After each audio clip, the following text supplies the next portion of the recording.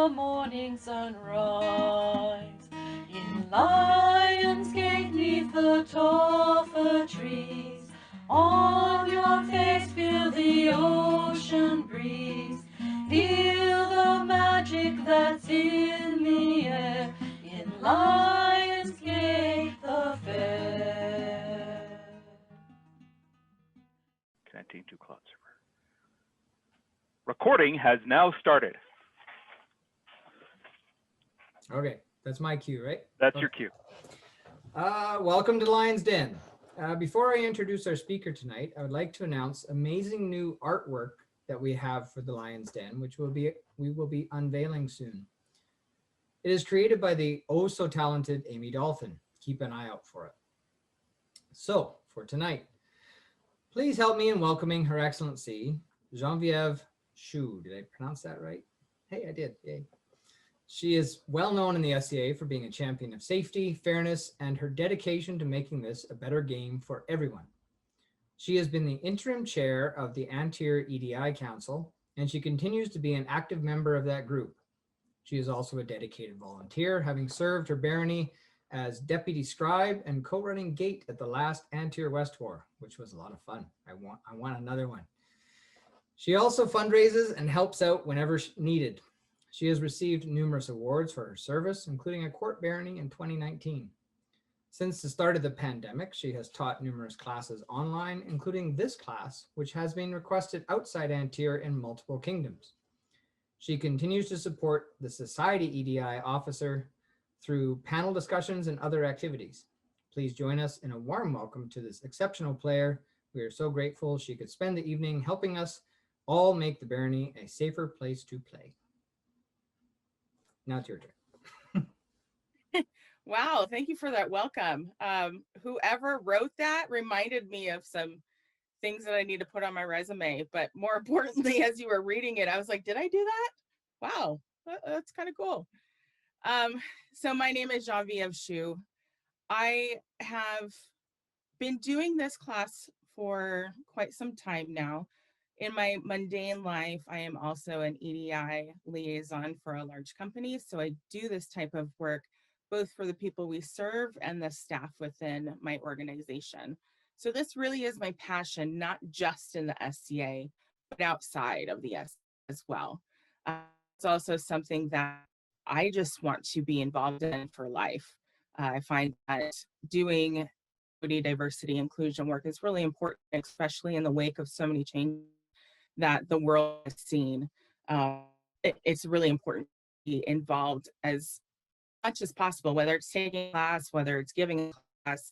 There are lots of things you can do, and this is just my little part to do that. My background's in psychology, so I'm a licensed professional counselor, and that's where I view work that I do. I work in a forensic setting, so I see both sides of what happens when EDI is not taken to heart when we make our decisions, and the impact it has on people who are from marginalized groups or people who have experience being on the receiving end of injustice. So in general, that's kind of what I do. Bystander intervention is really important to me because it's something that they don't teach on a regular basis. It's not something that you'll go to school and you'll see a course for. Hopefully, most of you here have been able to take a course like Giada's EDI 101 or a course that's similar. This is kind of the next level. This is what do we do when we see something? And I kind of like to say whether it feels icky, whether you're witnessing complete hate speech, whether it's a biased remark. All of these things take someone stepping in and doing something. The worst thing you can do is not do anything. And we send the message that we are complacent, that we agree. So bystander intervention is really an active topic. So on that note, I want to make sure that everyone feels comfortable sharing. This class is meant to be, when I teach it outside of here, an 8-hour course that has all this information about bias and microaggressions, and nobody wants to sit in that unless they're forced to at work. So I have an hour, but it really takes being actively involved. So please, put your messages in your chat, raise your hand. If I don't see them, I'm not sure who's moderating. Please, call it out. Okay, Kiva, call it out and let me know, because I'm not going to always see it. But please feel free to engage in any way possible.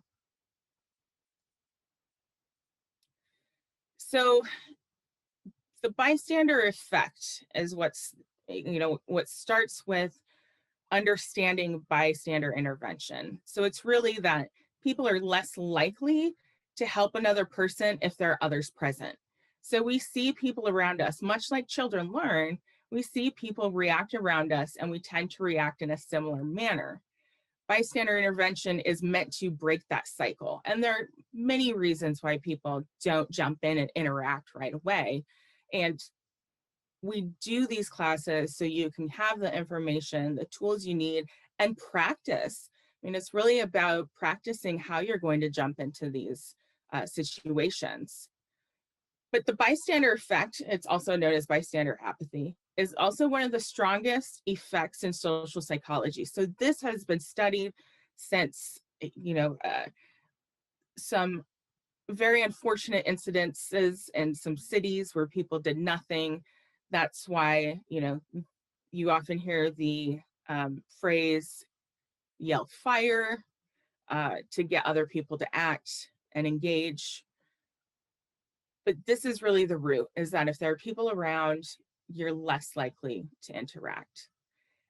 And there are many reasons why we don't respond, but I'd like to hear if anybody has some ideas of why people don't immediately respond. So hands or chat is fine. The record. Is it Husa? I see one hand raised. Go ahead. Who, me? Yes, please. Okay, yeah.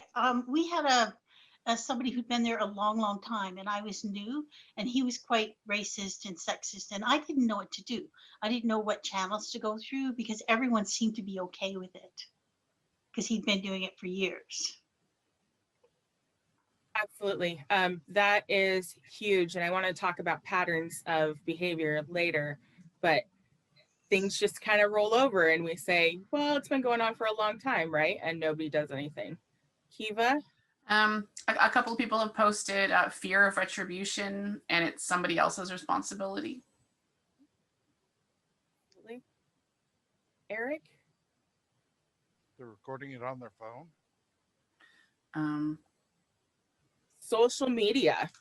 Absolutely. Social media has become a big part of our social kind of life, especially now with COVID. Everybody has taken to social media and it's become this norm that is likely going to continue far past here. So yes, that there is being recorded. I see another one. Just sir, so-and-so doesn't mean anything by it. Yes, so we have justifications that people use. Not strong enough to do anything. Absolutely. It's all of those. There are many reasons. So fear is one of the biggest reasons why folks don't respond. So there's many types of fear, many reasons. Some of them have been already addressed. So fear of retribution, fear that our social circles will ostracize us. So the people that we tend to be around, that they may disagree and we may be kind of on the outs. Fear that you may be put in harm's way if you intervene. If you're unsure that assistance is even needed. So oftentimes you may see a situation where like, I can't tell, this person looks uncomfortable, but I'm not sure if they're wanting me to step in or not. Feeling inadequate in skills, or, when we're thinking about the SCA, that the status of the other person is higher than us. So if their position is a higher position, we may not feel like we can adequately address and that we have the skills to address someone of higher status. assuming that others are better qualified. So, one of the things that I've been talking to some Seneschals about is that we want to empower the people, because there's not always going to be someone to respond. A lot of the times there actually isn't. More often than not, in the incidents that have come to me about bias in the SCA, it's been someone's witnessed this interaction between two people and nobody said anything. So there is no wrong way to intervene. It's just intervene, do something. Even if it's you have to act a fool to distract people, but do something. Okay. The other thing to remember when we are talking about the SCA specifically, if something happens at an event, we are no longer playing the game. And I can't emphasize that enough. When something happens at an SCA event, we are no longer playing a game. This is real life. So that means that there may be real life consequences, such as the involvement of the justice system, police involvement, that we have a duty to make sure that people are taken care of. That rank means nothing because we are people. And I know that's one of the hardest things that I hear folks talk about, is that this person is a duke and they did XYZ, and how do I address that? Well, one, titles no longer matter. If an incident happened, this is a person and we are addressing this. So again, I know this one is really difficult to do, and it's something to just kind of keep in mind, that we are humans first, real life is first.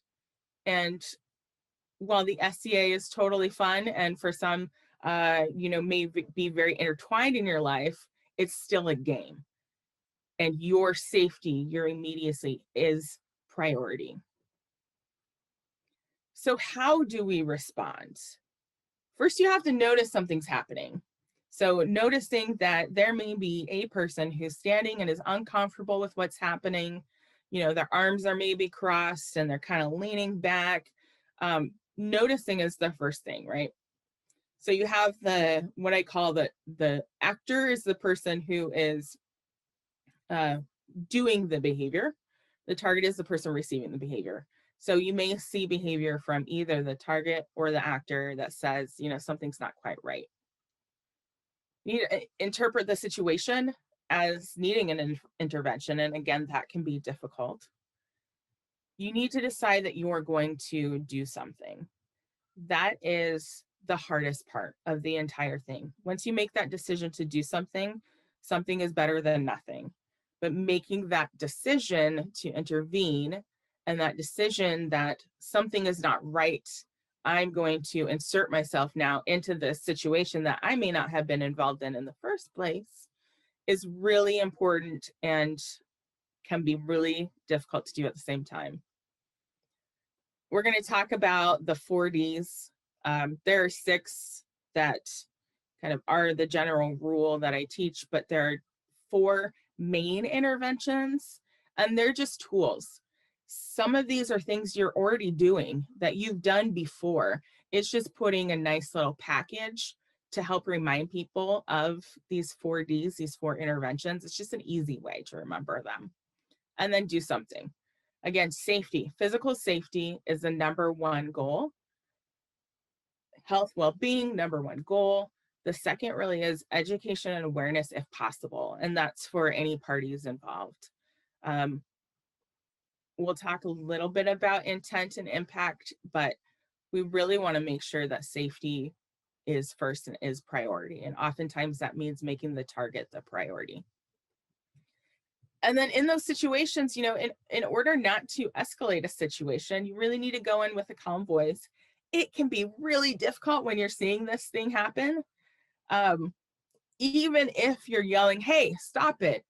We're not yelling like the Hulk. We're not going in with, t-shirt torn and I am Hulk, right? You want to at least get people's attention without putting people on the defensive.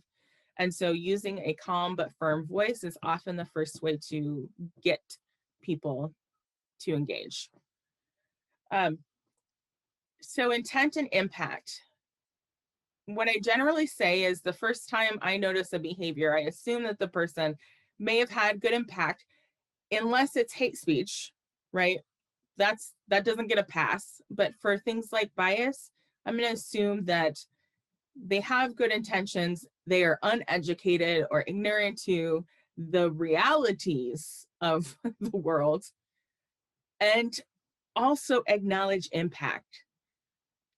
It is up to the person on the receiving end. So in this case, calling them a target, it is up to the target to define the impact. It's not up to anybody else to say, oh, it's okay, you shouldn't feel that way. He meant well. That doesn't make up for the impact that someone may have felt. And so the other thing that we as a society need to do is understand that we are going to make mistakes. It's human nature. We're going to make mistakes. Own up to it and own up to the fact that your mistake had an impact on others. It doesn't mean you're a bad person. It means that something negative happened. Try and change your behavior and apologize and move on, right? Apologize, take into stock, do some more education if you can, because intent and impact are not the same, and they're not at the same levels. And then if you can, offer alternative solutions. So if someone said to me, there was a post I saw recently that said, all those blacks. And I did that doesn't feel good. And I responded to the person, can you please say black people? When you say all those blacks, this is the impact it has on people. Now, that was a non-SCA related, so I just want to show you that was non-SCA related, but it happens. And so we have an opportunity to educate someone. If it had been in conjunction with a whole bunch of hate speech, that would have been I probably would have taken a different approach. But offering an alternative solution helps someone know what to do better in the future. And I think that's really key to the education and inform. Any questions? Anything that's coming up for folks? Ooh, there's a whole bunch in the chat. Okay, go ahead, Cuba. I mean, one of the things, and you might address this later, so I'm sorry if I'm jumping the gun. It's one way to feel if something is so completely over the line that you can put aside a lot of stuff that you don't worry about, and I know how to proceed. When things are subtle and gray, I almost think that's a harder situation, especially as a Canadian, when we're all supposed to be, nice and friendly and say sorry all the time. To interject, especially socially, if I'm at an event and somebody says something and it's like, well, and I mean, I guess like asking for clarification, but what are some tools there when things are a bit subtler, or you're like, did I hear that right? I'm not sure. Really, that's what we're talking about, right? It's not the hate speech. We all can recognize hate speech, or hopefully we all can recognize hate speech. It's those little microaggressions. It's the little bias statements.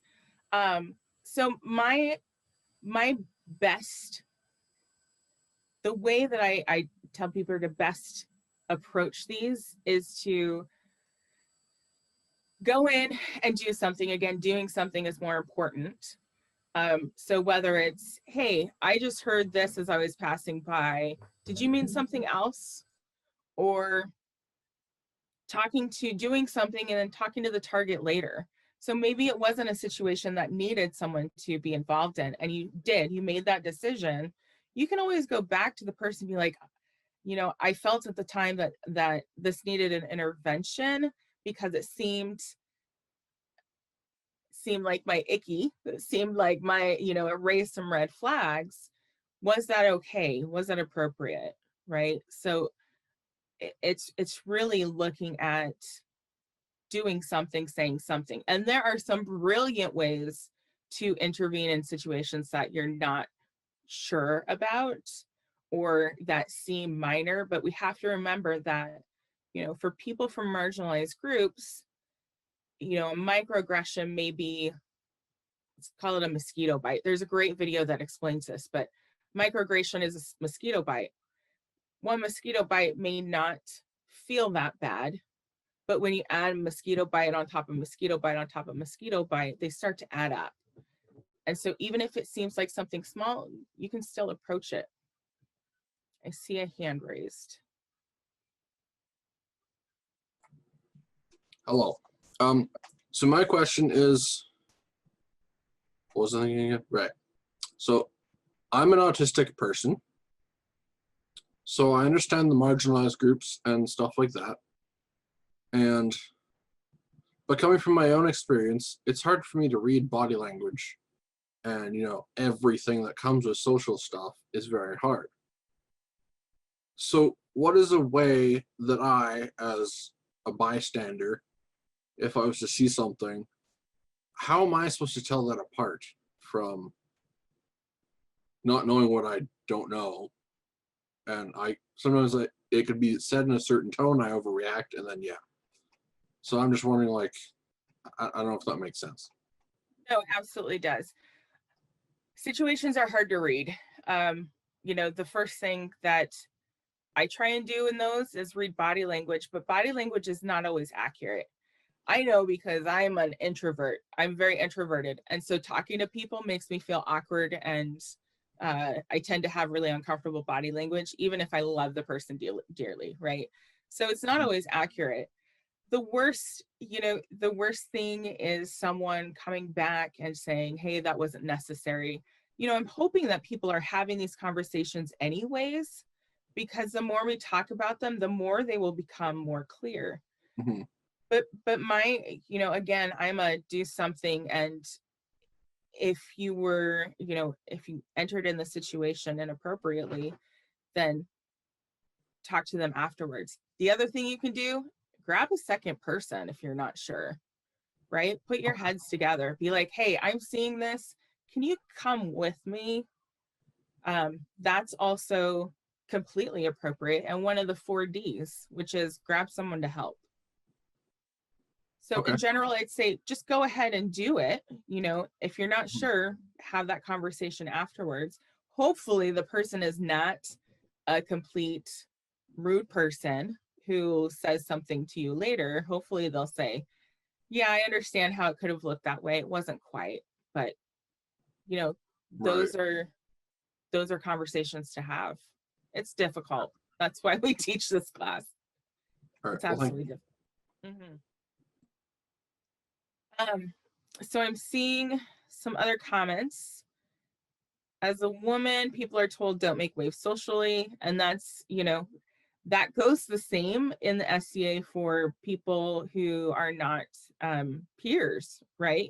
You hear, if you make waves, you're never going to become a peer. If you do this, then, you know, you're not going to get anyway in the SCA. So, you know, don't make waves, don't cause a fuss. The savior syndrome. So someone said not wanting to be accused of the savior syndrome, and that is really difficult, and I don't have a great answer for that other than to intervene if it looks like a situation, and then later talk to the person, talk to the target, and hopefully they're in a space where they can say, hey, you know, I had that handled, next time don't worry about it, those kind of things. Really, this takes open communication in every step of the way. That's the thing that folks don't do often enough, is we don't communicate. And so something happens, and then later, you know, people don't debrief it. So there's a section, I have the 4 Ds, and then I have 2 additional ones that I like to add on, and one of them's debrief. And I believe it's important to debrief so whoever is involved in the situation can have that, well, this went well, this didn't go well, and I didn't quite need you to step in, but I did, and you know, here's what happened.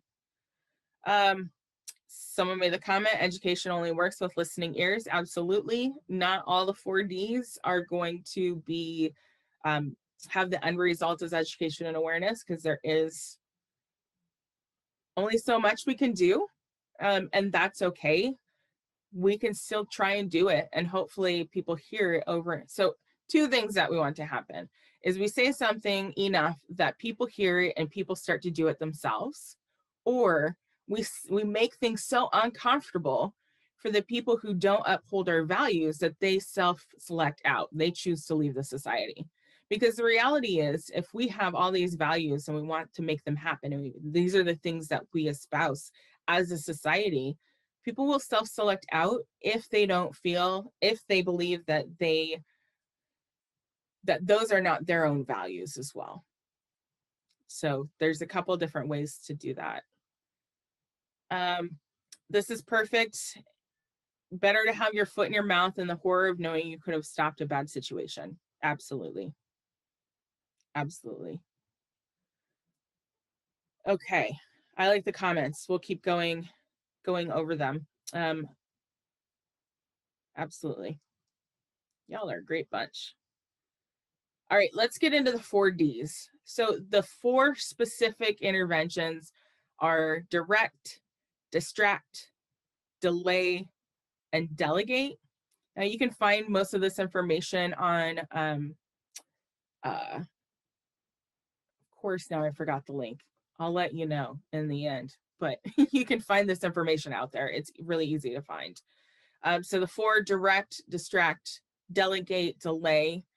The additional ones that I like to add on is document and debrief. And we'll talk a little bit about that as well.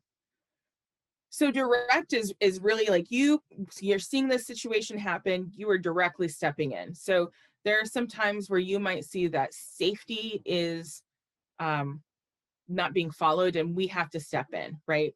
So if we see someone pushing someone else around, like physically pushing someone else around, it's okay to step in and say, hey, that is not acceptable. Or, hey, why are you doing that? It can also be a really passive approach. So someone tells an off the shoulder joke that is against marginalized people. It's okay to say, hey, what did you mean by that? Or can you explain that to me because it didn't seem funny? So it can both be a direct, I'm going to step into this situation and assert myself, or it can be a little more passive. Either one is completely appropriate. It's just that direct means I am going to insert myself in that situation because something is wrong. Now, the benefits of this one is it gets the message across loud and clear. There are no ifs, ands, or buts. It's, I saw this thing, it doesn't feel okay, and I'm here to let you know. And it identifies the problematic behavior. So it tells someone this is not okay in the moment, right? However, it often can shut down the learning process for the actor, so the person who's having the behavior, and it can escalate a situation. So this is one of those things where it might not be a good idea, let's say in the case of someone who is under the influence of, substances, you might not want to tell someone who is, I'm just going to use the example of, I may not want to tell someone who is much bigger than me, very inebriated, and a little bit scary, that they need to go sit down and get away from the situation. I will likely not do that. There's another better way to do that, but it's gauging the situation and determining, do I need to stop this immediately? Is safety involved? But again, someone's likely to become more defensive unless it's someone you know, and then you have to deal with that piece of it. So direct is meant to stop the situation. It's not meant to be a tool for education and awareness.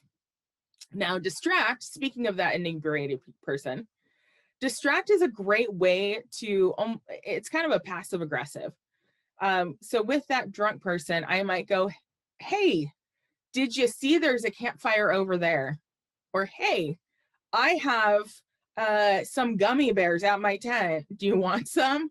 Or munchies. I have some munchies on my tent. Do you want some? Right? It's really, that you're likely not going to help the situation if you're being really direct. And so you're kind of stepping in and just sidestepping the conversation to de-escalate the situation as easily as possible. You can also go in with the target. So if someone is, let's say someone's berating, let's use the drunk man example. The drunk person, we'll say drunk person. The drunk person's going, and you see the target So the person on the receiving end is becoming really uncomfortable. You might step in and say, hey, target, I have something I wanted to show you. Sorry, drunk person, we need to go away. We have things we need to take care of, right? So you can approach it from either end, but it's the best way to interact when you're not sure how safe the situation is or that the situation could be escalated. However, it does not address the behavior, right? So it does not say, hey, person, you were inebriated or you're inebriated and you're doing this behavior that's not okay. So it's not addressing the behaviors and it's not providing an opportunity to teach. That is not the goal of distract. It's really, the goal is to stop the behavior in a more passive way. And if you decide to distract the actor and take them away, you may miss an opportunity to check in with the target. So it's really important if you go that route to then come back to the person who was receiving the behaviors. So it's not enough to say, hey, drunk person, come over here, I have some candy. Also go back and check in with the target. So again, distract is a good way to kind of passively end the situation, especially when there's extenuating circumstances such as substance abuse, but it doesn't address the specific behavior, and that's okay. If you can, you might want to do that later, but that is not the goal of distract. So delay is the third, and delay is really saying, I don't feel comfortable addressing this right now, I'm going to come back to it. So let's say the person, you try to distract the drunk person, it's not working, so you take the target away and focus on the target. Well, tomorrow morning, when the person is more sober, you might go then talk to them and say, hey, this is what happened last night. It was super uncomfortable and, I had to do XYZ to make the situation better, but this is delayed. And it's really waiting for the situation to be de-escalated, safety to be reestablished. So if someone's being physically harmful, you're not going to try and have a conversation with them. You're going to try and solve the safety issue first. And if you do a delayed approach, you may re-escalate the situation because they're likely to become defensive. So it may escalate the situation. And it is a potential for the re-traumatization of the target. So if I maybe distracted the drunk person and came back to the target and said, hey, last night I saw this, you do have the potential of re-traumatizing them. And it's weighing the pros and cons. Is this something that you feel you want to address with them, or is it enough to maybe address with the drunk person? So again, delay is great for providing, hopefully providing education and awareness in a manner that someone can understand and someone is receptive to, but it can re-escalate and re-traumatize. Delegate is the last one. So delegate is the fourth D. Delegate is really asking someone to help you out.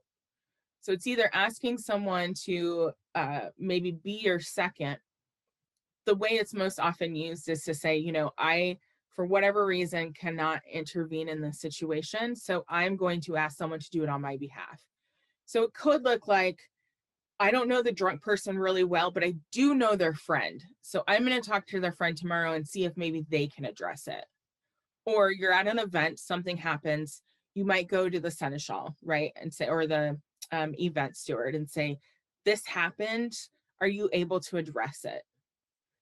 This is also often when we do the reports, right? When we do a report, we are asking someone to step into a situation, but delegate is really about whether it's a status issue. So someone's someone's a peer and you're not a peer. So I'm not a peer. I might go ask someone else's peer to step in and help me out. Delegate is really getting a different resource into that. And that's okay. Again, it's better to do something than nothing. You may find that others have more experience interrupting bias. They may do that, be really good at it, and you've seen them do it before, and you might go grab them. Others may be in a better position to interrupt. So that's the relationship to the actor, the power dynamics, relationship to the target. All of those things can make a difference. And then the cons of that are really, you may not know how the situation ends up in the end. So when it comes to filing a report and then trying to find out what happens afterwards, that may not be possible. So you do have to be okay with someone taking over the situation and not knowing how it may turn out. You may also miss the opportunity to educate the actor. So that's the other piece. If you delegate to someone else, you may not be able to say, well, this is how I felt, right? Because we want to try and use I statements if possible, but this is how I felt. You may not have that opportunity if you delegate to someone. So those are the 4Ds. So I want to stop here and I want to see if any of those resonated with folks, if any of those that you've tried, that you haven't tried, that you want to try, or situations where you may want to try this next time. So I'm going to pass the mic to y'all. Yes, Kiva. I enjoyed hearing that deflection and delay are actually valid skills and not just passing the buck, which is how I usually feel. I was like, okay, yay! I was using skills. I just didn't know they had names for them. Yeah. Not the deflection, but just to clarify, the delay and delegate. Anything else? You can put it in the chat. You can raise your hand. I mean, the reality is people have done this. This isn't new. This is just a nice little package. The reason we like nice little packages is because they're easy to remember. So it's easier to remember the 4Ds. And then the other piece is you have some almost scripted ways of engaging. Anything else stick out for folks?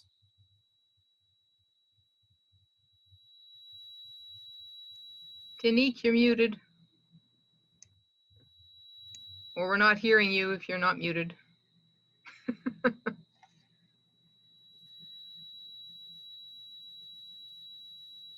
You're Nope, still muted.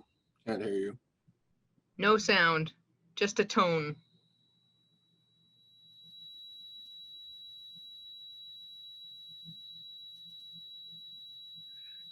You can always type. Yeah, feel free to put it in the chat. That is completely fine. Anybody else? Are you looking for share or questions? Both. Share, questions, whatever comes to mind. I had given in one of my awards to, they ran out, and went to Her Majesty to say, is it possible to get this replaced? And she sent me on to, I guess the butler she had in charge of regalia. And I went over to the lady, and I could see that she was engaged in a discussion with someone else, someone I knew. And it was obviously, this other lady was absolutely berating Her Majesty's accessory here. That's not the right word. But Her Majesty's official. As I approached, this other lady turned at me and held up her hand imperiously like this, as to tell me to back off. And I went,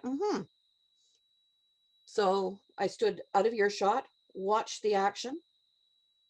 The official turned around and just broke down in tears and went to her tent. I went straight back to Her Majesty and said, I'm very sorry to interrupt you again, Your Majesty, but this is what I just saw. And I named names, and I said, this is not appropriate behavior. And Her Majesty said, thank you. She went then and checked on her official. And I believe that the other lady was officially dealt with in a different manner. Just it was not a situation where I could get involved because I'd been, you know, very specifically kept at bay. But just, you know, even letting Her Majesty know that one of her officials had been treated like that was unwelcome news to her, and I knew that she would deal with it. You brought up a very good point. Sometimes all it takes is your physical presence. So stepping in close enough that people see you and know that you're there can be very powerful without having to say anything.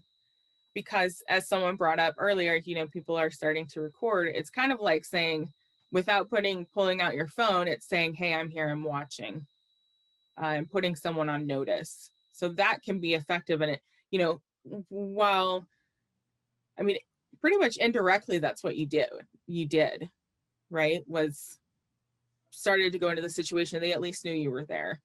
And I definitely, and I'm sure the other person appreciates that you followed up with that and let it be known. Now this was some, probably 20 or 25 years ago, but still, you know, it happens. It happens. Right? And essentially, I looked at that and went, that's bullying happening right there. And I knew that the person doing it had a tendency to do that. So let's report this one right now. Thank you. So one thing, if I can just jump in here, that I think would be helpful, especially for people that haven't been in the society for that long, or maybe they've moved from one location to another. In the example that Mr. Choue just gave, she knew who she could speak to. She knew who that person was connected to, and that there would be a likelihood of some kind of action taking place. For new people, they don't have those resources. And new, as I said, can be new just getting involved, new just in an area, or even new, this is a new group of people. Maybe I've always been an archer and hey, now I'm hanging out with these embellisher folks and doing thread craft stuff. And there's a whole new group of cliques that I'm trying to connect to and something not great goes down. I would really love to see some of this information be made available other than the bullying policy that sits at gate. I have been told as a longtime player, sometimes in the past, that if it's serious enough to engage the police, then something should be done. Otherwise, do nothing. And I think that's appalling. I know, so I'm on Tiers EDI Council, and we've done a lot of talking about having a one-pager created at gate that doesn't necessarily list the 4Ds, but does say if you see something happen and you don't feel like you can interject, or however we're going to do that word, and then list a person who they can go to. We're really trying to put some education and awareness around how do we do this at events? How do we handle incidents at events? And we hope to create kind of a one-pager that people can have out that will help direct not only this information to the appropriate people, but get people to who they need to talk to. That should be on site maps when they're handed out. Just like, see something, it's a problem, it's on the site map on the back or something. Right. And I will absolutely take this to council. If folks feel, you know, this is something we need to put up, or this needs to be a campaign, you know, this is something that I can take to the council and we can talk about where it would best be put. You know, we're trying to get involved in a lot of the handbooks to help people know how to handle this, not only to help the seneschals, for instance, know how to handle situations that come their way when it's based in, you know, bias or hate speech, but also how to help people have the tools. So that's good feedback to have. Thank you. Putting on a seneschal hat for just a second here. If someone is doing activity that is actively illegal, they have assaulted someone or such, that is mundane authorities. If they are being a dick, then that is social intervention, using the 4Ds. But if they are active, if they've actively done something illegal, they've punched somebody, they've sexually assaulted somebody, they or have stolen something, whatever, that is alert the event steward and get mundane authorities involved, because Absolutely. we don't have we only have social enforcement abilities. We do not have legal enforcement abilities. I agree with you completely. Absolutely, absolutely. And again, that goes back to my point of, if something happens, we're no longer at an event. This is a person to person, you know, hats are off, garb is off. Metaphorically speaking, this is a mundane incident. And so if the authorities need to be called, please do. And then I wanted to make sure I got to Tanique's question. Just going to say that I can be somewhat direct and have been vilified for it. This is something that I hear often as well. It is very difficult. You're going to use some of these Ds, you know, some of these interventions, or try something and it doesn't work. And it may be a matter of, okay, well, I'm going to try this differently next time. But we also need to take a moment and recognize that this work is hard, and it often may not be perceived as how we wish it would be, right? Someone had said earlier, you can only talk to people that have listening ears. You're going to run across people who don't. You're going to run across people who you want to give them an education, help them understand why the situation was bad, and they don't want to hear it, and they want nothing to do with you, and you have now become the target. Having done this work for many, many, many years, that is what happens. And I go back to if I don't say something, I'm going to regret it. Or this is where the patterns of behaviors come in. If we see something and someone's been doing it over and over again and nobody says anything, that behavior will continue. And that is not just a behavior, that is now a pattern. And if we don't do something to interrupt it, it will continue.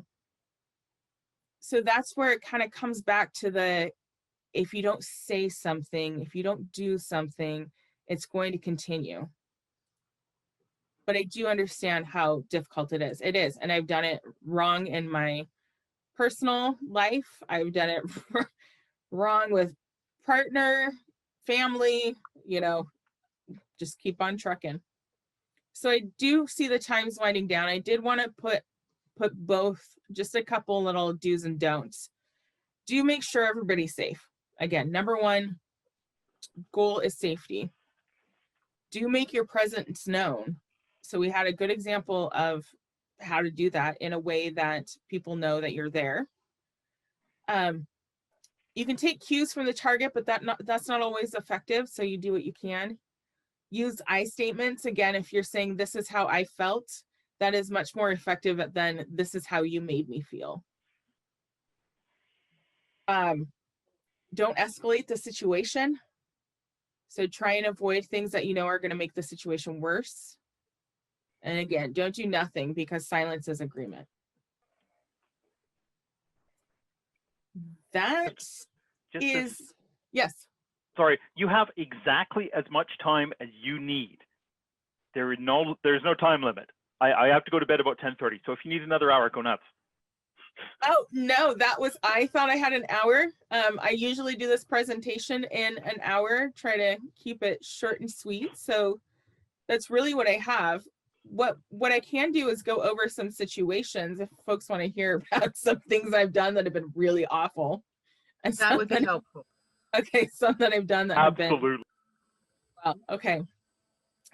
So I was at a concert. So this is mundane. I was at a concert and there was a very obviously inebriated person who was in someone else's space, who was becoming belligerent, and he was much taller than I am and was so far to the wind that I knew that nothing I was going to do was going to be helpful.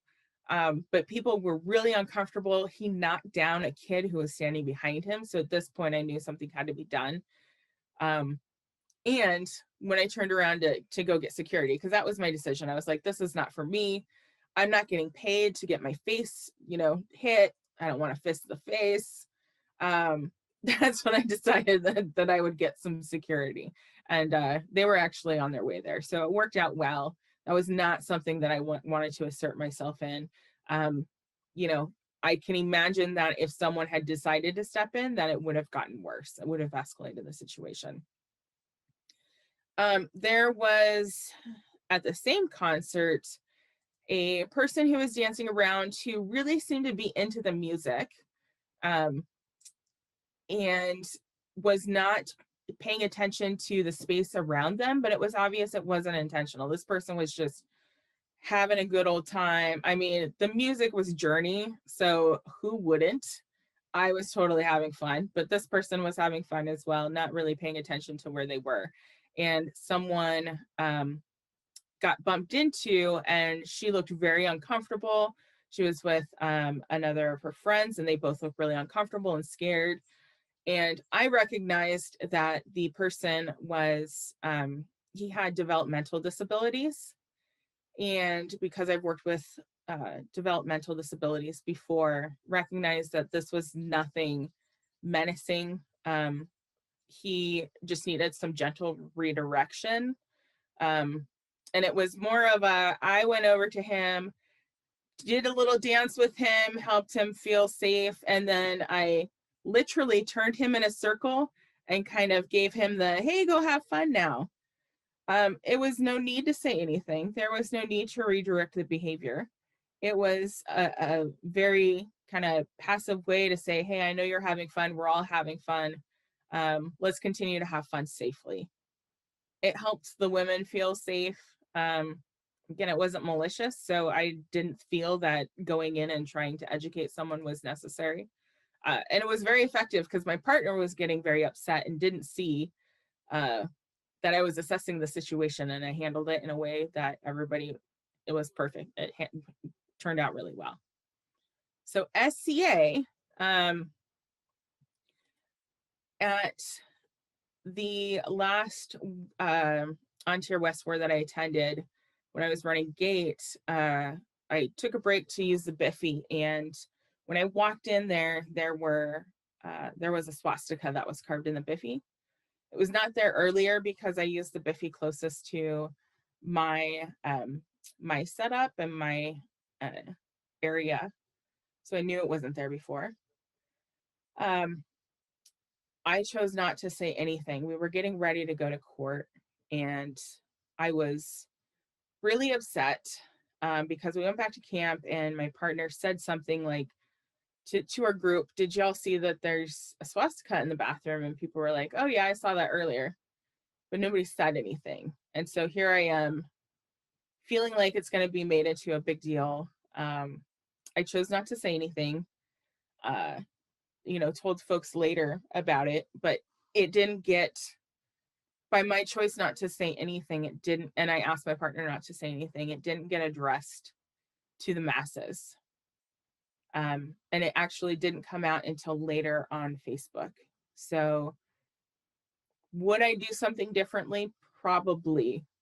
But at the time, I was too emotional and too drained, and I didn't have it in me to address the situation.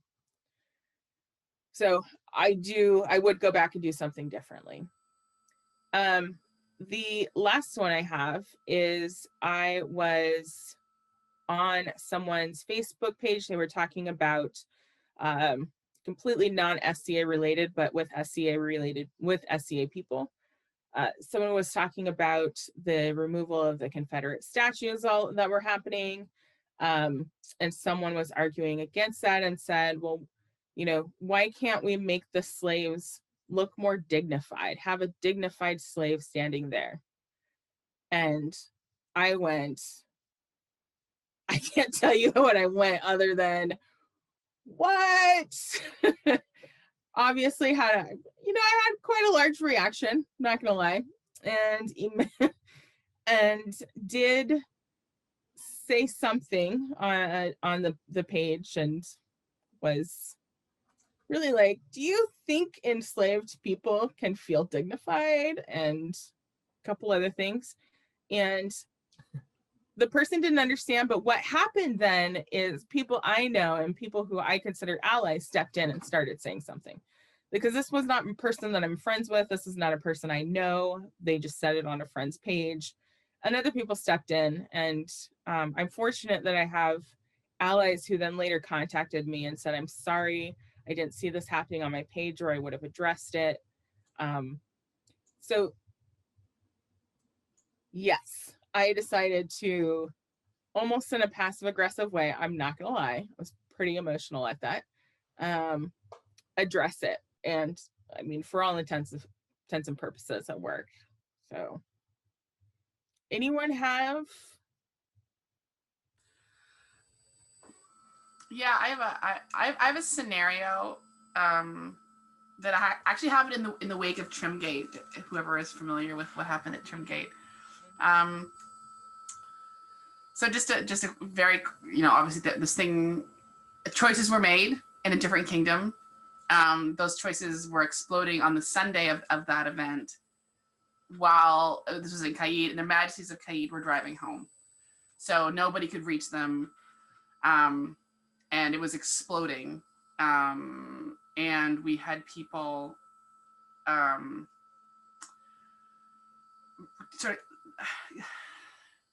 who took some very sort of extreme views of what had occurred. And I was one of those people that was like, it got to the stage where I did intervene, because what was being said about these people when we had so little information, and somebody had made similar choices here and on tier and wasn't getting the same kind of treatment. And it just seemed like we just needed to slow down a little bit and get more information.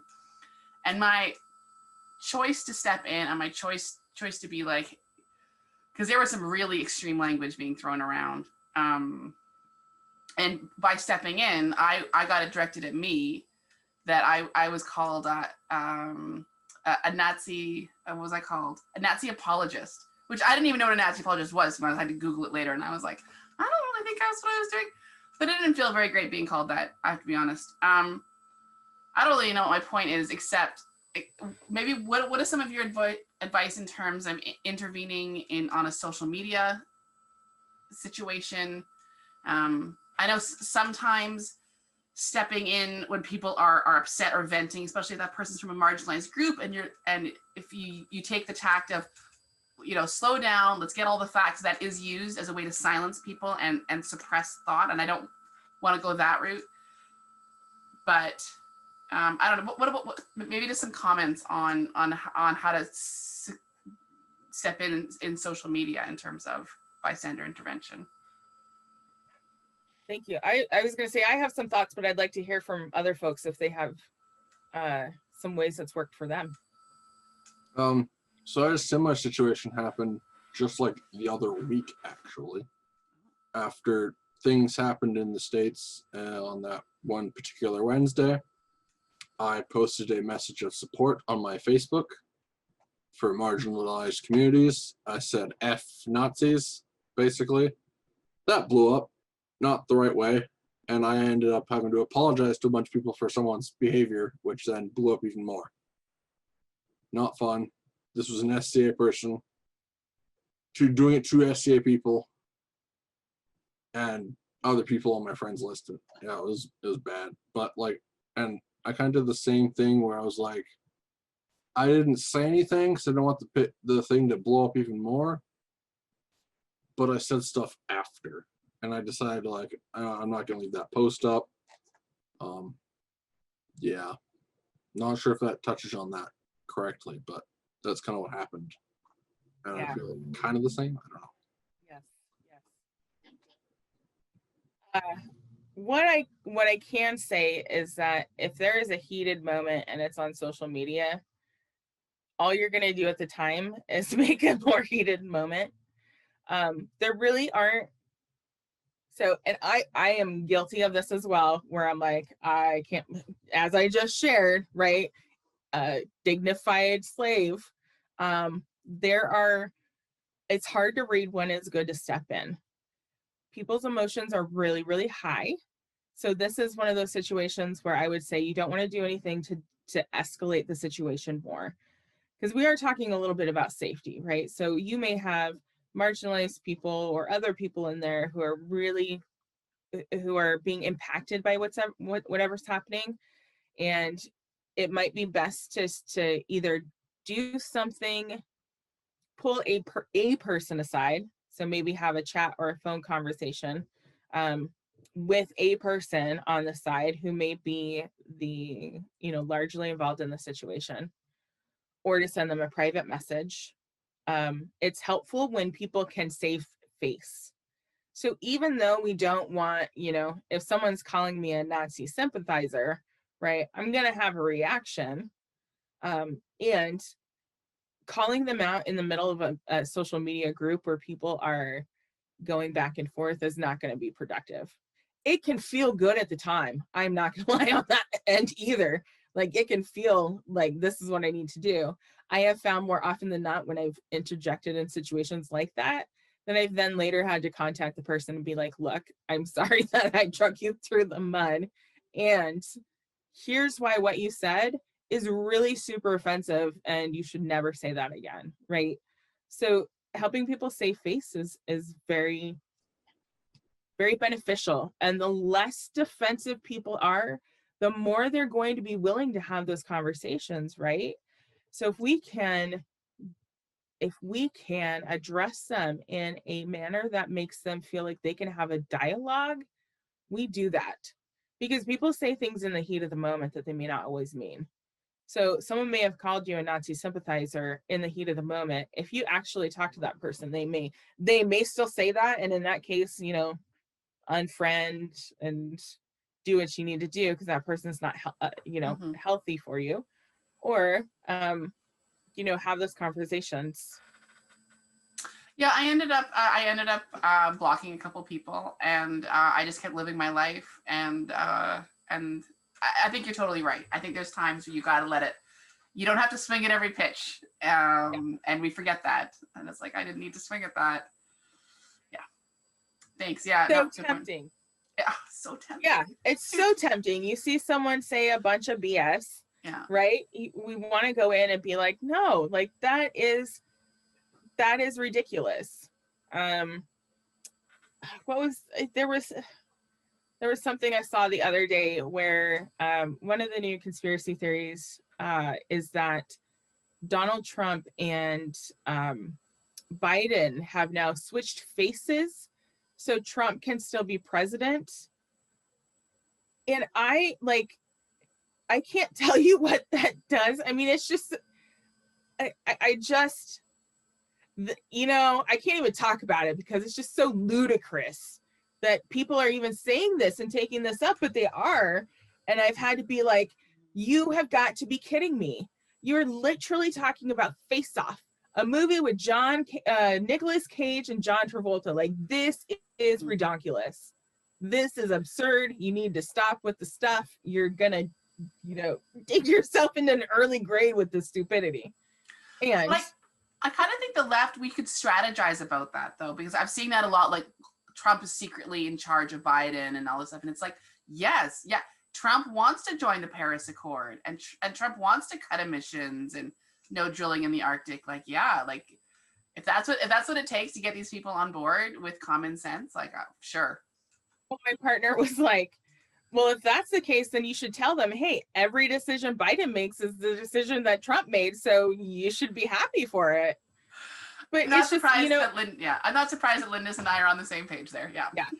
It's I find myself having to respond to those, but I also go in knowing that it's not going to do anything. Like, those folks are going to have their thoughts and whatever, and that's fine. But sometimes I just feel like I need to get it off my chest to say something because of the absurdity of it, right? But again, I'm doing it for my own entertainment and my own need, not to help educate and be aware. So I think sometimes we can ask ourselves the question, what am I trying to achieve by this?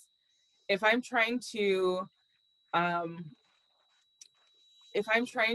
intervene because this is going to make me feel good, that's much different than I'm going to try and intervene to help someone gain some education and awareness about that, right? So asking yourself that question is just helpful in life in general. So I do want to share, I think, the other two Ds, now that I know we have just a little bit more time. So debrief is literally after the situation is done, then you and whoever else was involved, whether it's the actor and target, whether it's the seneschal, whoever was involved in that, whoever may have seen that, being able to talk about what happened, validate people's emotions about what happened, make sure that you do so in a factual manner when you're talking about the incident itself, but checking in with everybody and making sure that everybody's taken care of really is what it is. When I use it at work, I talk about, if you're going to file a report, it's best to have the who, what, where, when, why, how questions answered. If there are mundane police involvement, they're going to want those questions, right? So have the debrief about it. Make sure you're doing so not in a manner to sway anyone. Debrief and then document, right? Get it all down on paper, because if you didn't record it, it didn't happen. What they have found is that people I can witness the same event that Kiva has, and we will have different facts about what happened, right? And so people are going to want to see all of the different viewpoints that happened. But it's important to document, because again, if you didn't document it, it didn't happen. So debrief and document were the last two. And I find that the debrief can be very helpful if it's productive. You never want to have a debrief that is not solution focused. So this might be, so I had, when I was running Gate on Tier West War, my co-partner and I had some problems with someone of course we had some problems at Gate, right? It's just par for course. So we were talking about it later and discussed what had happened. But what we did was say, well, what went well, right? It's almost like when you're writing a report about an event later. What did we do? What went well? What was the result? What could be done better next time? It's all about that, because we're also learning ourselves, right? So for the time that I didn't intervene in the swastika, for instance, I later debriefed with my partner and it was just like, here's what I was thinking at the time, but I regret this. And I was talking to the seneschal later and some other folks and said, I regret not coming in. And, people saw this. That doesn't feel good. People who know me, who are my friends, that didn't feel good. So what do we need to do so people feel empowered to talk and report these things? So that's what came out of that conversation, is what do we need to do to help people feel empowered to not only speak up, but to let people know. So your goal is to really, you want to go into a debrief with finding solutions, and document as can, right? Comments or concerns? Oh, and here, this venting or problem solving. So I'm going to say that the venting is never meant for problem solving. Venting is for emotional release, which can be very, very cathartic, but not productive. We never want to debrief an incident while we're still escalated. So whether, we're in a stress state. Yeah, I see Tanique, you're nodding your head. Yeah. So making sure that if we vent, it's separate from a debrief. Because again, the debrief is solution focused. And yeah, Tanique, exactly. It's the venting is there is a time and a place, but just not during a debrief. And it's necessary. It absolutely is necessary. If I saw something that was upsetting to me, I'd want to talk to someone about it. I'd want to talk to the other people who saw the same thing and maybe they didn't intervene, and ask them why they didn't. That's important to do. Venting is absolutely important to do, separate from a debrief, right? Because a debrief is very specific, something we want. We have a comment: have these conversations not just in the moment, not just when things are happening, but outside of that, so people are mentally prepared to step in. Absolutely. This is all about practice. These interventions all require practice, and it takes a certain level of comfort. And no matter how you step in, the situation's going to change just by your involvement, whether it's stepping close to someone and they see you or doing something, you have changed the outcome of the situation. So again, even if you don't feel like you can do the big thing, that you can go in and you know, directly approach something, right? You can make your presence known. You may completely, you know, mess up. You may want to go in there and be completely, you know, say one thing and you say another because you're flustered. I don't know about anybody else, but when I get really, really upset, I cry, and that's the last thing I like to do in public. And I can guarantee that if I go into a situation and I'm crying, it's going to change the outcome of the situation. It's not how I wanted it to go, but it changed, right? So do something, even if it's not perfect, because we learn and practice makes perfect, right? Yeah. Any other questions, comments? Practice makes progress. I like that. Practice makes progress. If we Repeat could offenders. Huh? Repeat offenders. Yes. Okay. Repeat No, offenders. It's completely different if you've got someone that is, you know, under the influence or had a bad or upsetting event, and so they are, what I'll say, reacting in the moment, not to excuse that behavior. But I think that falls into somewhat of a different category than having the same inappropriate behavior happen over and over and over. So I'd love to hear some strategies about how to approach those kinds of circumstances. Absolutely. Thank you. Repeat offenders. So one thing that gets under my skin faster than anything else is he's not really like that. Oh, he does it all the time. It's not just you.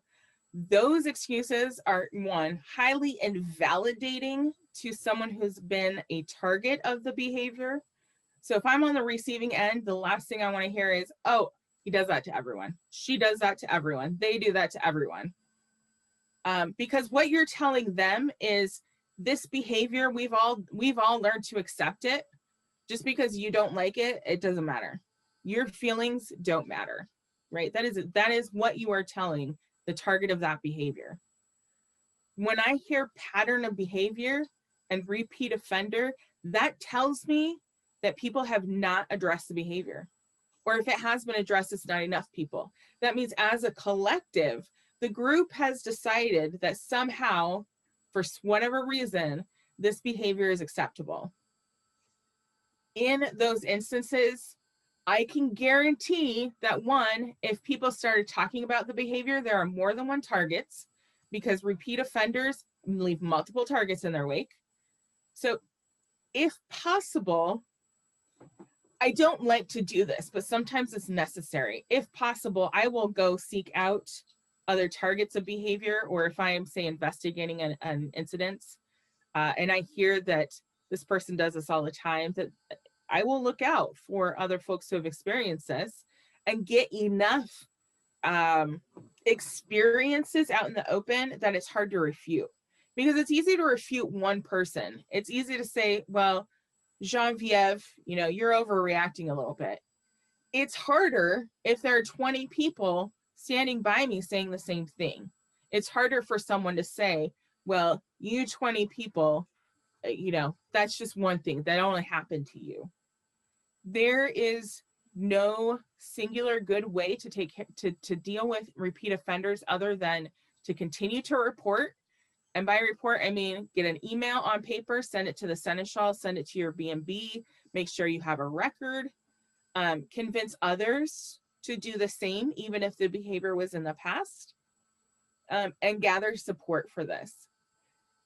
Depending on the situation, I might address someone that I know really, really well, who knows that person and can have a conversation with them. It doesn't mean it's going to be effective. I often find with repeat offenders that it's the most effective is to build the evidence, unfortunately. And I hate to say that, but if they're a repeat offender, they've also been reinforced by the message of your behavior is okay. They've been told for however long this behavior is happening that you're fine, not a big deal. People don't consider it a problem.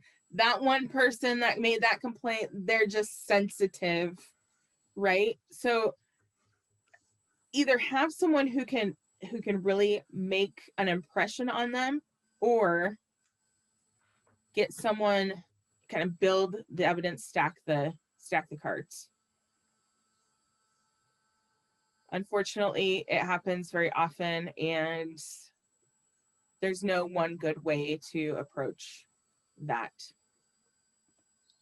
Yeah, it's a tough one for sure. Yeah. Thank you. Yes. It's unlikely that being direct in those situations is going to resolve anything. The person's going to be defensive, or again, they've had a history of people reinforcing the behavior and saying it's okay. That's unlikely to be effective. So delegate is always a good one.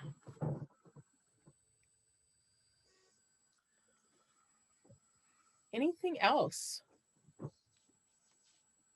I was just thinking how, because of the structure of the SCA, in many of these situations, people look to peers, and how important it is for peers to receive what you're educating people on.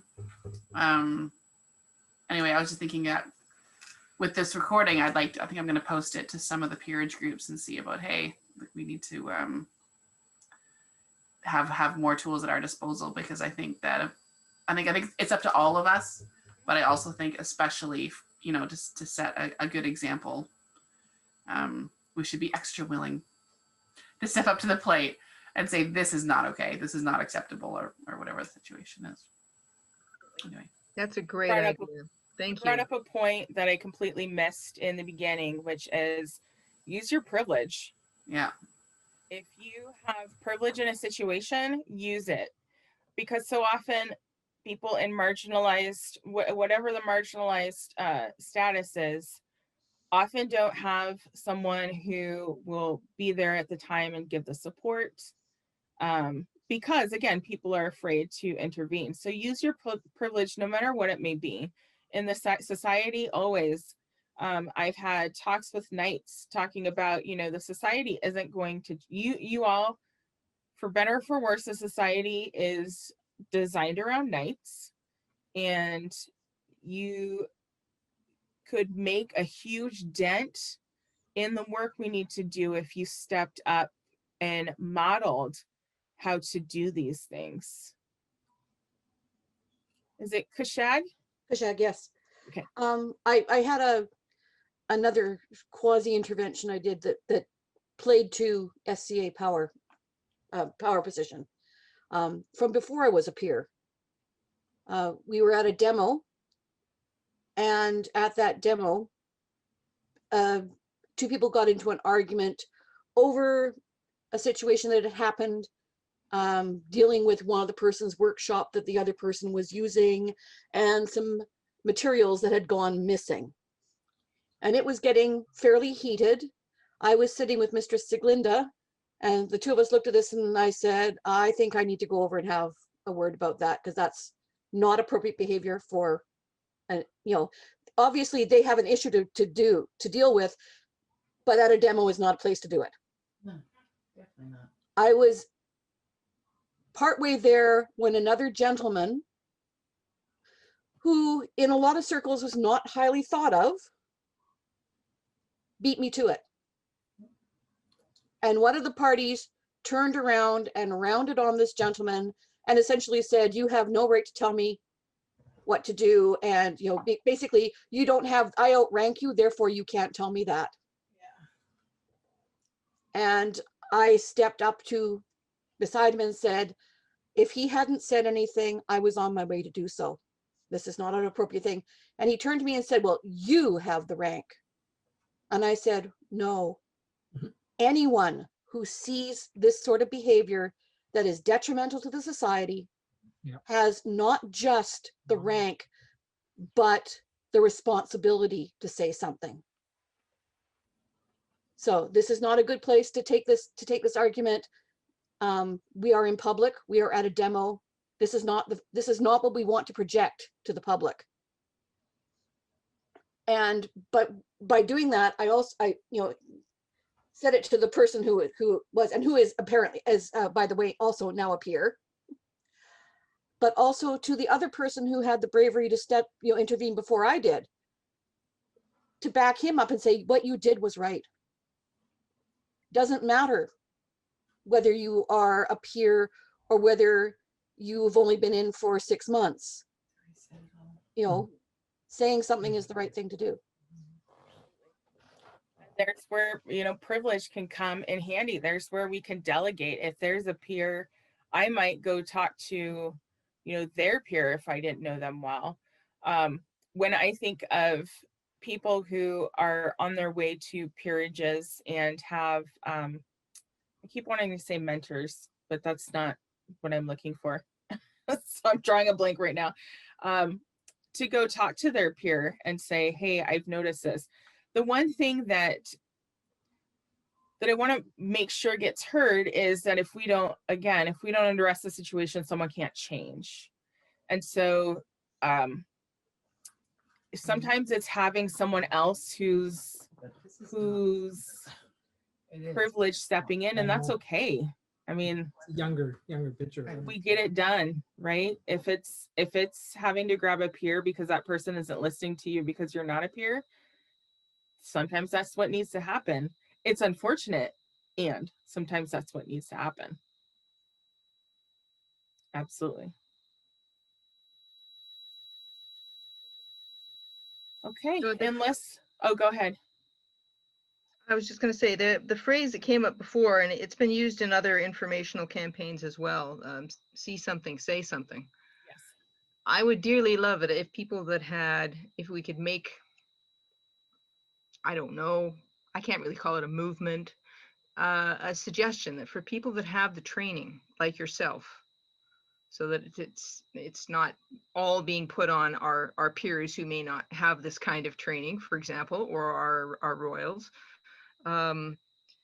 to have, badges or sashes or something that says, see something, say something. Well, people know if they see that, that is a person that they can approach and report to. I, as an event steward, would be happy to wear something like that. So if somebody's just like, oh yeah, how do I find the event steward? Well, at one point in time, I was wearing a fluorescent bright pink that was so brilliant that you could see me from 100 yards away, which when you're an archer setting up an archery range is a really good safety feature too. But that kind of thing where the individuals that are willing to do this are easily recognizable. So I would love to see someone pilot that and then get back to me.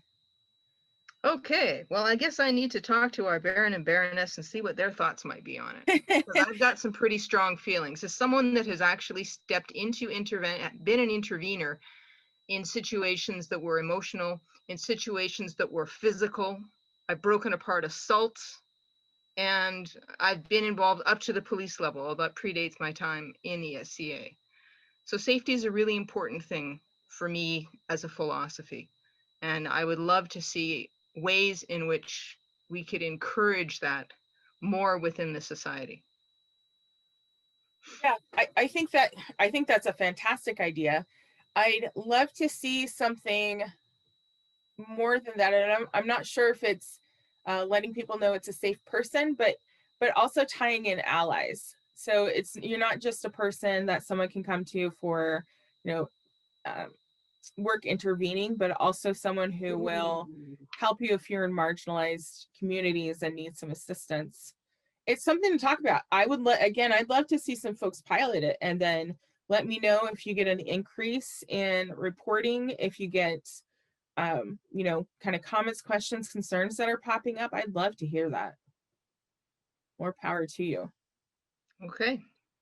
I guess I have a reason to come back out to events in person. There you go. I was wondering if it was okay if I could weigh in on the scenario that Tanique just posted, where a queen is acting inappropriately. Would that be all right if I please fielded do. it? Please okay. Do. Well, the scenario that you've laid out is that the queen assaulted somebody, which is a law has been broken, and so I think that would be a case of possibly the mundane authorities getting involved. So that's, but I'm just saying, if you have a situation where the person is a royal, a seated royal, and they're acting like a jackass, there's a great expression. So I did a reign in Drachenwald. Sorry, as I point to the camera, that makes no sense. The Finns have an expression, and I don't know the expression in Finnish, but it translates as, during the reign, you make your shit sandwich, and afterwards you must eat it. Which basically, if you're going to be a terrible person on the throne and make horrible choices and bully people, you have to live with that. You have to live with those consequences long after that reign is over. And I always try to remember that statement Brilliant. because it really helps. Like you're gonna, what you're doing, it doesn't stop. Like you have to live with these choices. Not just on the throne. Like Absolutely. Oh yeah. It's a whole thing, and people remember how you made them feel, like good or bad. People remember how you make them feel. So I would say, depending on the level of severity, you can always bring a concern. Obviously, you can go the seneschal route, but you can also go to their head of retinue and be like, I witnessed this situation, and that is going to go from the head of retinue to the pair, and maybe find a way to do it anonymously if you're more comfortable, but have them be aware that people are watching and I have seen some deeply problematic behavior, thinking back to some of the people that I've seen sit on the throne. I would probably now I'm at a stage where I would probably go and speak to that person directly. I would feel comfortable. Like, there's two things I wanted to achieve in the SCA, and that was become a laurel, and I wanted to become a royal peer because I thought it'd be cool. So now I hate to say it, but now I don't really care. If I have nothing to lose in terms of social capital, just telling truth to power when I can. But if I was concerned, I would probably do it anonymously. And if it was severe, I would go a seneschal route, or I would also, just do a report to the head of retinue, and then that gets discussed at the retinue meetings. I'm sorry. That sounds like a horrible situation, and that sounds like assault. So I'm sorry that happened. Hopefully it got dealt with appropriately. That's pretty awful. I would think it would be difficult, and I know it has been difficult. I've encountered royals, I guess, that or former royals, not royals at the time, but former royals who think they're all that and a bag of chips. And we're all the same people in this group, and it can be very difficult to try to talk to those people. And do you have any recommendations, or how do you deal with a duke or duchess who is like, well, I'm what are you, like, you shouldn't be talking to me, like, kind of thing?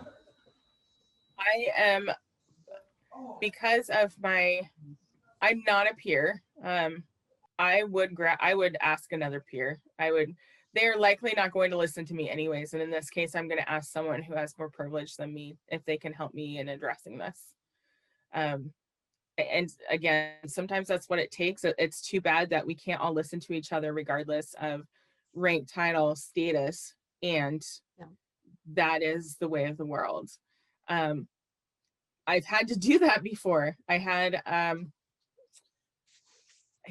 she might have been princess at the time, who in bad form did this, basically shoved me out of the way during a presentation of gifts to another kingdom, another barony, and shoved me out of the way while I'm holding the stuff to kind of take credit for things that she did not do. And I did not feel comfortable addressing it. And so I had let others know and said, if you can, please address this if you feel comfortable, or find someone who does. Whether or not it actually got addressed, I don't know. But I see in the society how much a title changes folks, and not only changes folks, but changes how we interact. And we want to respect what people have done to earn everything, and the work that they've put into the SCA, as well as recognize that sometimes we got to go to the top. And sometimes that's also the safest route. I also wanted to remind, I'd like to remind folks that Scadians have very long memories. Yep. It's very interesting. I've noticed that Scadians have very long memories, and we hold on to those sometimes and hold on to those relationships. So much so that people do get reputations for certain things. And above all else, people will remember how you made them feel. They may not remember what you say, but they will remember how you made them feel. And so sometimes it's just a matter of reminding people to be nice people. And that's unfortunate, but it happens. There are a lot of reasons why incidents of bias happen, incidents of hate, microaggressions, they happen. And it can be an instance of, hey, this is how you might nicely say that, and more appropriately and more validating. And then there's other times where I'm grabbing my nearest peer and saying, hey, this happened, please go do this. And I will never forget it till the day I leave the SCA. It's something of a sign of the success of what we've built as a society, that we have a society that's long lived enough to be able to hold a grudge for 25 years. Or 40. Or 40 years, yeah. And I know that these come up in meetings sometimes that happen at events, and I'm going to shut up now. But and quite frankly, too, if it was 30 years ago and they've done a lot of good stuff since, we can forgive, too. We should. We should. Yes, sometimes it might be reminding someone that, hey, people are going to remember this, and you're going to have to work, kind of what you're talking about, Kiva. You're going to have to work real hard to get this off your name, because it ain't going anywhere for the next 20 years. So really, do you want to be associated with this behavior? Because if you do, that's fine, but know that we're all going to remember for the next 40 years. I think the SCA is also, we've developed, there's problems with our power structure, and I think we should talk about that more and how to fix those issues, because they are problematic. But at the same time, there are these sort of weird checks and balances that have developed using back channels, and there's a lot going on, and there's a lot. Face is very important to when we're talking about face being important to a lot of peers. It's almost like a brand that they want to protect, and so if their behavior, if it's if they have problematic behavior, that information getting back to them can be incredibly powerful sometimes. And so I was just thinking, I was going to type this out, but then I didn't. I think if you have a local peer, especially a royal peer that you trust, and that you could share, like, I saw this thing and it was kind of weird and I'm not sure what to do about it.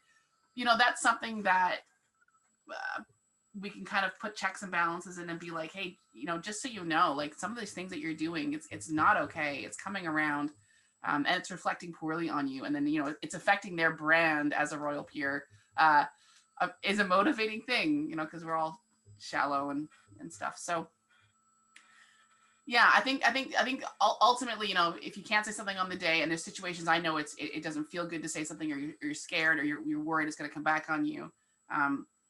And hopefully, hope people can come talk to me, or there's other people that they can talk to, and that will try and get some headway to address some of those issues. And it's the same with, Facebook or writing an email, right? Like, never put something in writing that you wouldn't want the news to post. And I am like one of those people who, I'll be the angry typer. And then I'll stop and I'll clean it up, and then I'll run it by my partner and say, hey, and she'll ask me, well, what are you trying to do? What's your purpose of this? And I'm like, just make other people understand, because I'm angry. And have someone to bounce that off. That's great. Whether it's a peer, I talk to my B&B a lot, because they're not only my B&B, but they're really good friends. And we do that all the time, is bounce something off. No one, having friends, having a peer, those are some amazing people to bounce things off of, because hopefully they'll tell you the truth and hopefully they won't steer you in the wrong way.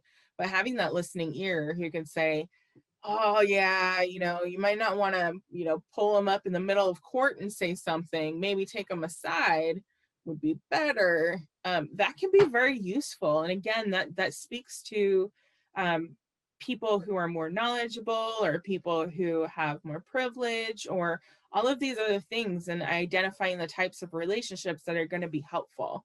Because I know, at least in my barony and my kingdom, who I can go to. It's that, you know, if I need an ally, who I can go to without fail. I also know who I can go to if I need something to get done, right? We all know, we know those people. And so, you know, our goal should be to be one of those people. Be the person who others come to for help. Be the person who can validate others when they're having a difficult time. Be the person that sticks up for the other person who maybe doesn't have a voice or feels like they can't use their voice appropriately. Like, we should all strive to be that person. It doesn't happen, but you know, we keep in mind, how is this going to reflect not only on me, but what does that tell my friends? What does that tell people who I want to be an ally for? Because it's not only that the SCA has a long memory, it's who do you want to be for others? I think it'd be really powerful motivator for behaviors, because we are like completely, I mean, the SCA is a social cosm within the larger society, and it does mean it is important how we put ourselves out there, and word does travel. Like, I can name people that I've never met in other kingdoms who I know to watch out for. Like, don't be that person. Don't be that person who's on the opposite coast. And if I ever see them, I know not to go near them for toxicity reasons, right? Don't be that person. By all means, at least don't be that person, right?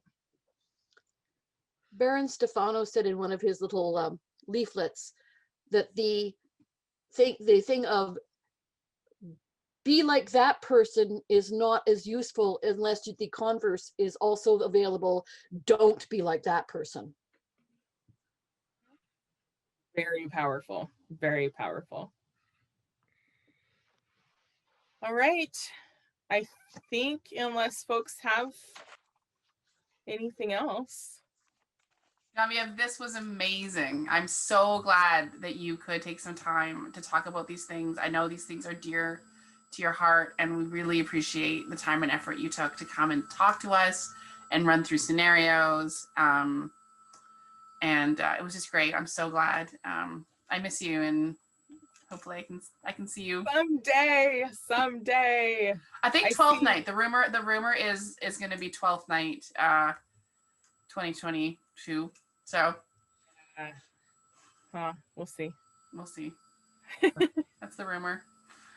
Get vaccinated. That's how we're going to combat this. Are you vaccinated now?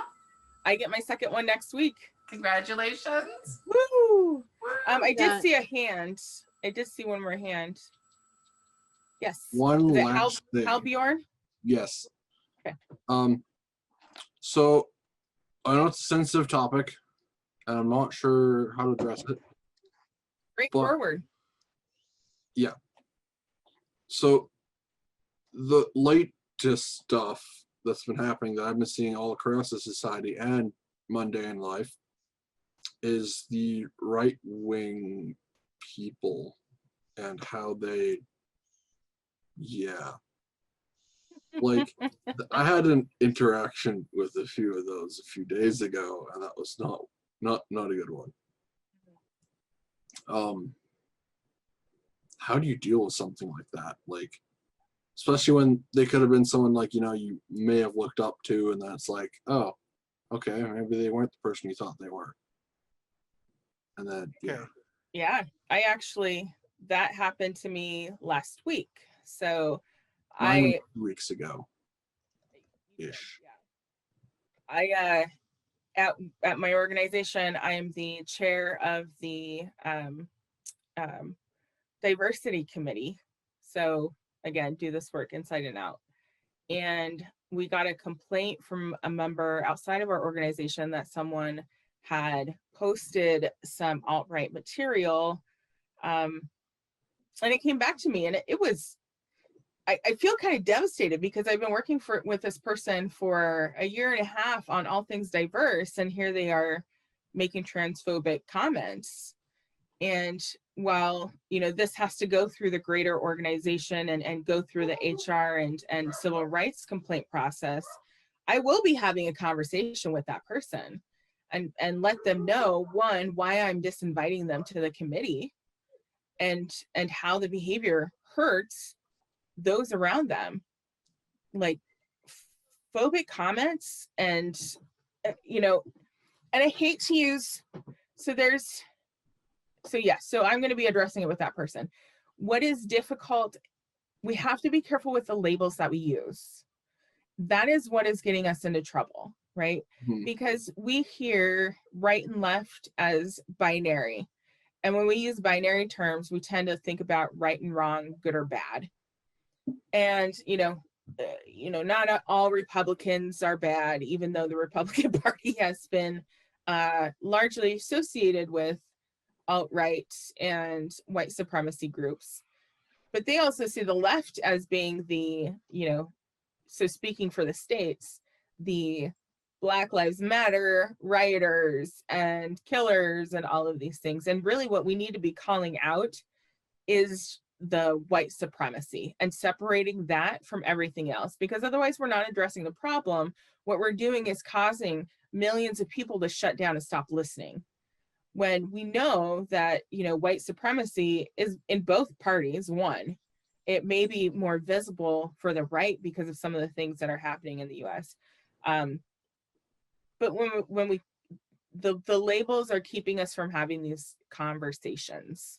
And we see that in the SCA, right? We see the moment we say, the moment we say someone's a conservative, what people hear is a Nazi, right? And then people are up in arms. And then we see the post about, well, now the SCA is not taking conservatives, or they only want liberals, or whatever the case may be. But it's just labels.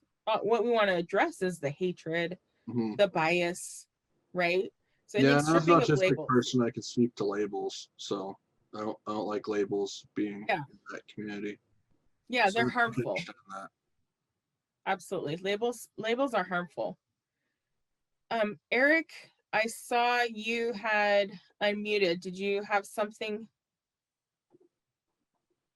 Yeah, I have been told and reminded that this is being recorded. So I'm going to mentally change some of the things I was going to say. No problem. Don't ever forget that the person that you are looking at is a character, is a persona.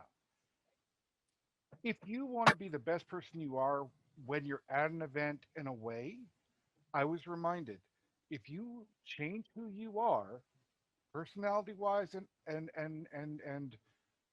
if you're an introvert outside the SPA and aren't out or inside the SCA, then what you need to do is figure out who you are, how you want to be seen.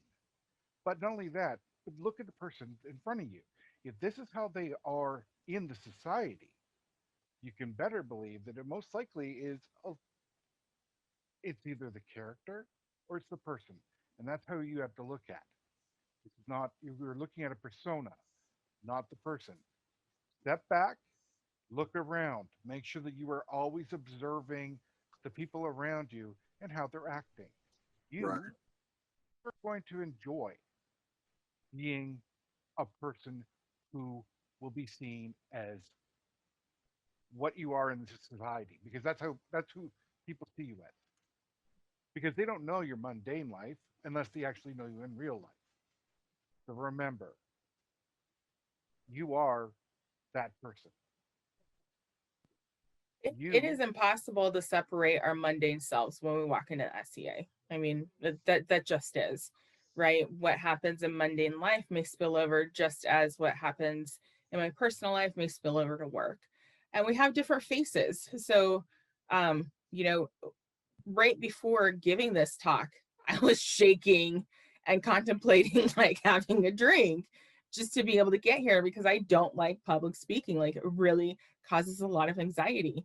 And in my different roles, I literally give trainings for a living, and I modify myself to meet the needs and what I need to do, but never do I modify, you know, core character. And I think that's the piece that is so important, is if someone is acting a fool in the SCA, it is likely they either need some awareness and education, or that they're like that outside of the SCA, and likely worse. The patterns that we see in the game are probably worse outside. And it's hard to know that that is the case, but it is. And we are a microcosm of the world. So what's happening in the US, you know, if we were still playing games, would be happening at events. We would be talking about it at events. You know, there'd be a group of us who are talking about what a clusterfuck things were, and another group who says now America's, you know, going to hell in a handbasket because of our new president. I mean, that's just how it is. But people at their core tend to be the same across spectrums. And so it's important to remember that, like, you are what you present. Absolutely. This is being recorded. Yeah, I got a censor beep. I'll put it on. I was thinking another thing to think about in terms of viewing people is, rather than that right, left, good, bad dichotomy, is to think of the continuum. And I know for me, I have sort of a center spot, but I can deviate from, you know, depending on the situation, within a spectrum, even for just me. I like to associate with a number of groups that are fairly disparate within the SCA. And yes, some of my behavior might not be as good in some of the presence of some of those groups as it is in others. But I feel it's more important to be accessible and essentially available to these groups, rather than sort of going, no, I don't want to associate with you because I don't approve of your behavior. So it's the, you know, go to them, associate with them, try and influence them for the better way of doing things. And if that means modifying the behavior somewhat, well, so be it. That being said, so even within me, I know that there's a continuum. And most of us have a continuum this way too, the introvert, extrovert. So, you know, sometimes you might go that way a little bit more, and sometimes you want to say, okay, now I need to go into my little shell and recoup, you know. So again, it's thinking of things not as a dichotomy, but as a 3D graph, or a you know, where are we, where is our center? And I'm sure that a lot of us could come to terms with acceptable behavior as being within these parameters, and what we're trying to seek to address is outside of that core. Because this, you know, these are really effective tools, but we have to be careful on what we choose to intervene on too, because we don't want to go and stomp on people who are just, you know, we might turn somebody away who has potential to be a really knowledgeable, useful, wonderful person to know, and by jumping on a deviation of behavior right away, rather than giving them a little bit of latitude. I agree, it's a situational thing. You have, you know, you do need to address it, but we need to choose our battles. Don't need to address everything right away. Let's work on it a little bit at a time, and let's sort of see where our core evolves to before we start trying to improve everything. I think it also depends on the nature of the concerns. Yeah. If it's like If it's illegal, that okay. Yeah, or if it's like, well, no, oh no, that's not acceptable. So yeah, I think within that, picking your battles and trying to do it in a way if we think this person has a lot of potential and just maybe needs to be a bit more educated about things. And that's something I think we talk about politics.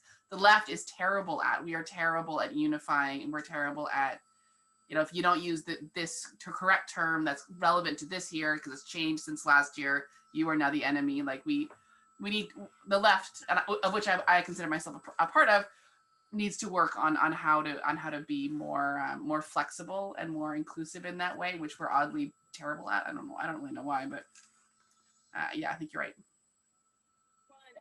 A lot of it's also because we don't have those conversations. Like we don't. This is, so I was watching something about in other, especially in Africa, they talk about apartheid, they talk about history, they talk about very openly have conversations about the past, because if you don't, you're going to repeat it, right?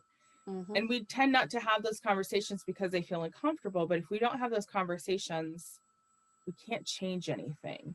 So hopefully, people, you go out of this class and start having those conversations with other folks. And, even if it's just something small with your friends, start talking about things that need to change and about how to make those changes.